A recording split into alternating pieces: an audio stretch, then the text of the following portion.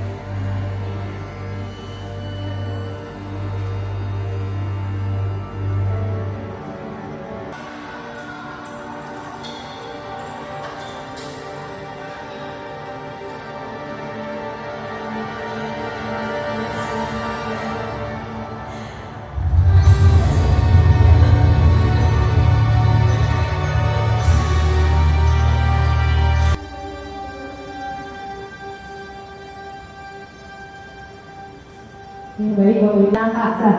Namun sebelum sampai ke Ka'bah, pasukan medianya sudah kalah duluan karena ada burung-burung ababil yang membawa batu panas dari neraka.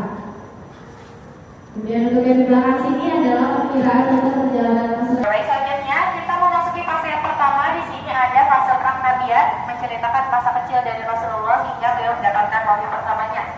Nah, kelahirannya Rasulullah ini memang sudah sangat ditunggu-tunggu karena akan menjadi rahmat bagi seluruh alam, sesuai yang tertulis pada surat Al-Anbiya ayat 107.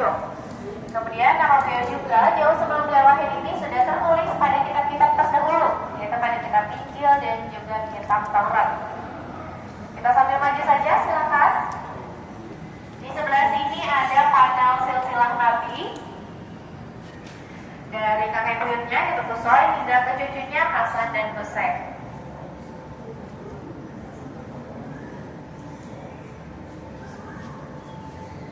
Lima Nabi dan Rasul, dan setiap cabangnya itu menandakan garis keturunannya.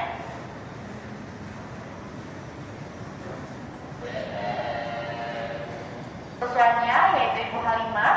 Pada saat itu Rasulullah dititipkan supaya mendapatkan pendidikan akhlak yang baik dan juga bahasa yang murni. Namun ketika Rasulullah berusia 4 tahun, beliau dikembalikan kepada ibu kandungnya, yaitu Ibu Siti Aminah, karena pada saat itu Rasulullah mengalami sebuah peristiwa di mana hatinya ini disucikan menggunakan air zam-zam oleh malaikat Jibril. Kemudian, setelah 2 tahun, ketika Rasulullah ini berusia 6 tahun, sang ibundanya meninggal dunia, sehingga pada saat itu Rasulullah diasuh oleh kakeknya, yaitu Abdul Muthalib.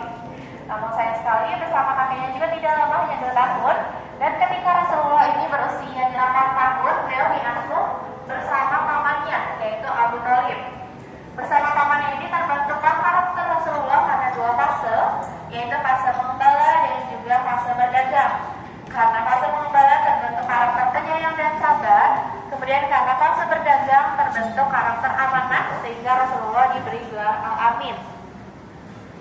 Kemudian ketika Rasulullah berusia 25 tahun, beliau sudah menjadi seorang pedagang yang sukses, dan di situ juga Rasulullah ini bertemu dengan saudagar kaya raya yang pada saat itu menjadi rekan bisnisnya, namun sudah diperistri oleh Rasulullah, yaitu Siti Khadijah.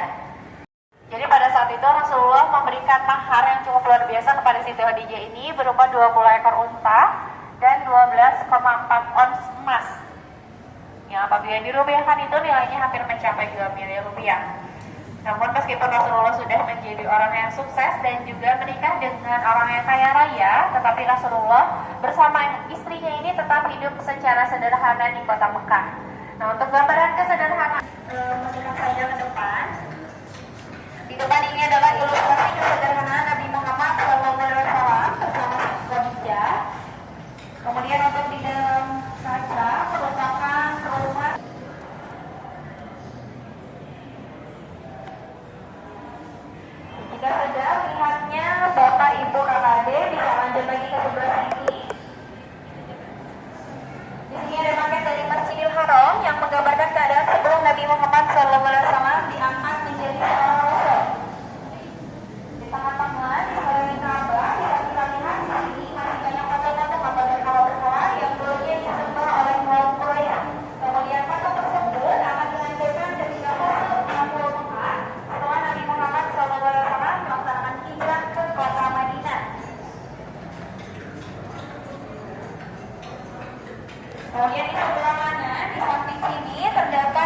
Ka'bah dari masa ke Masih pada tahun 2000 sebelum Masehi sampai Ka'bah di tahun 2020. Ya, lanjut lagi di depan adik-adik dan bapak ibu semuanya masuk ke dalam.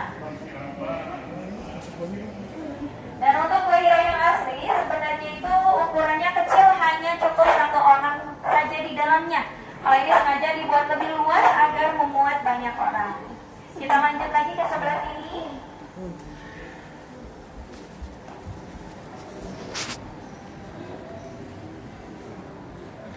Ya, di depan terdapat instalasi dari Quran Surat Al-Alaq ayat 1 sampai ayat 5. Ini menggambarkan keadaan di dalam Gua Hiro pada saat Nabi Muhammad SAW menerima wahyu pertama. Yang mana pada saat itu Gua Hiro berubah menjadi terang benderang. Dakwah di kota kelahirannya, yaitu